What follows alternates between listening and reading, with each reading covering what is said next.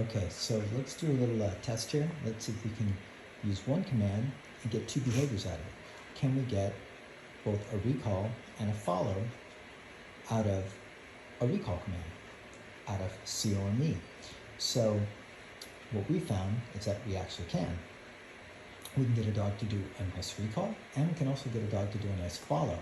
We don't train a fancy recall finish. We train the dog to, nope, mouse, down. We train the dog to come to us, and then we can put him in a sit or a down or place or something like that, but no fancy ending coming around into like, heel position or anything like that. And then for the follow, it's not an off-leash heel where the dog has to be in a rigid position right next to me, even though this guy tends to be pretty snug and pretty in place with me when I'm walking.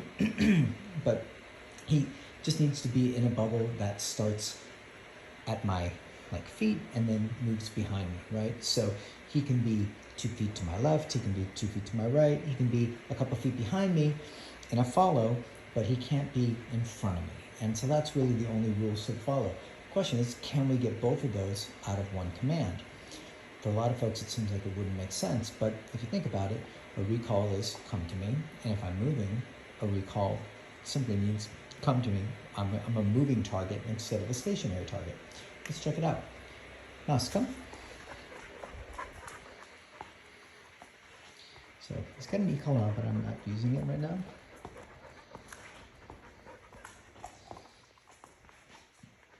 And I'm walking slow. It's pretty challenging for mouse. Sit. Good. It's a little tail wag.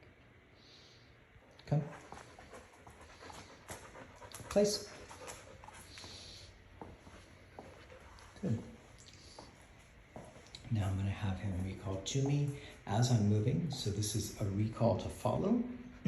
So we're getting both things happening. We're going to get a recall and we're going to get a follow. Mouse, come. Oops, there's the wall.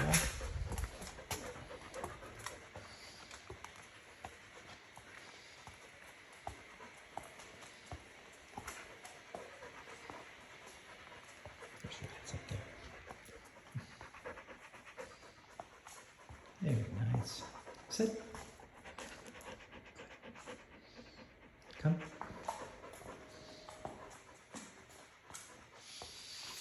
Give me my hands. Place.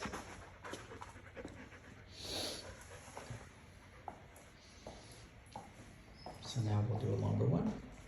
An actual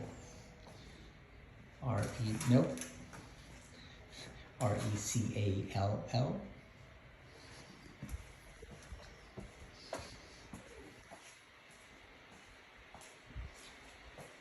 Mouse, come. All right. Place. Yeah, nice work. So we see that we've got both a nice recall and we've got a nice follow from one word. Imagine if you're a trainer, making things easier for your clients should be a goal. If you're an owner, you should be looking for your trainer to make your life easier so you can replicate this long term. Nope, you don't need to be sniffing up there. Just trying to snark little goodies and debris. My belief is that an off-leash heel, like a really strict off-leash heel, like where the dog is right here and can't move, is something that is going to degrade. No, something that's going to degrade over time and turn into there's a puppy in there. He's very curious about it.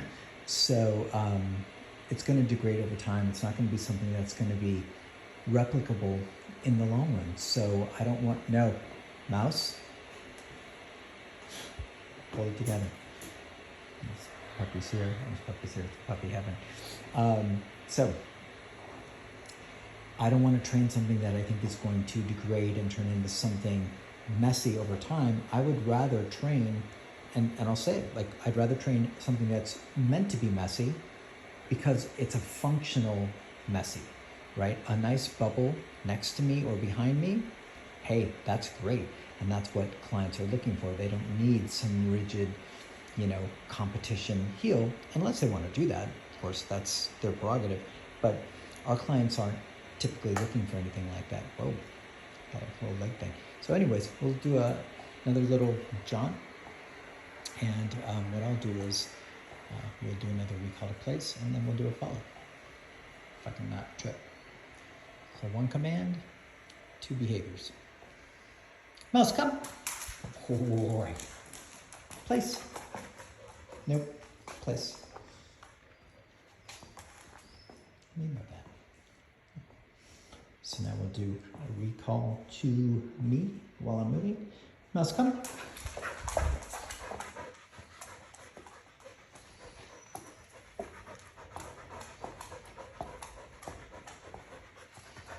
Sit. Good. Come.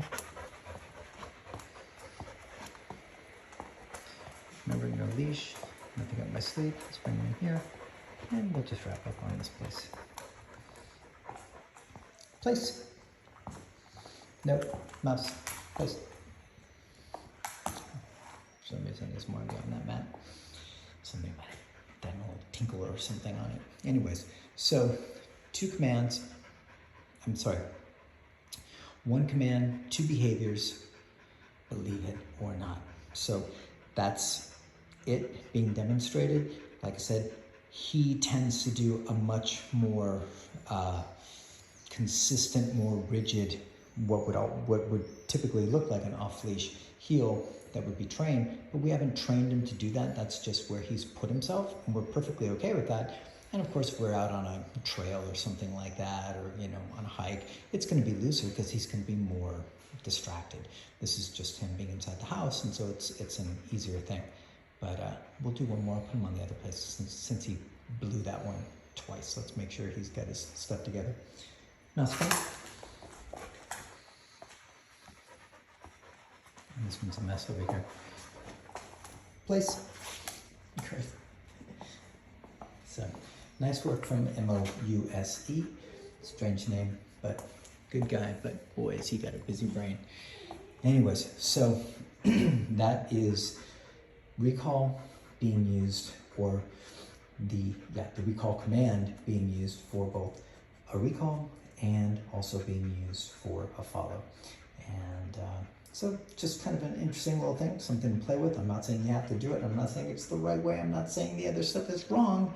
I'm just saying from what I've observed and trying to make things as simple but yet effective and useful for our clients as possible, this is what we've stumbled onto and what we teach, and it seems to work very, very nice. So something to think about, some food for thought. You can hate it, you can love it, you can ignore it. It's up to you guys to choose your own adventure. Anyways, take care. Talk soon.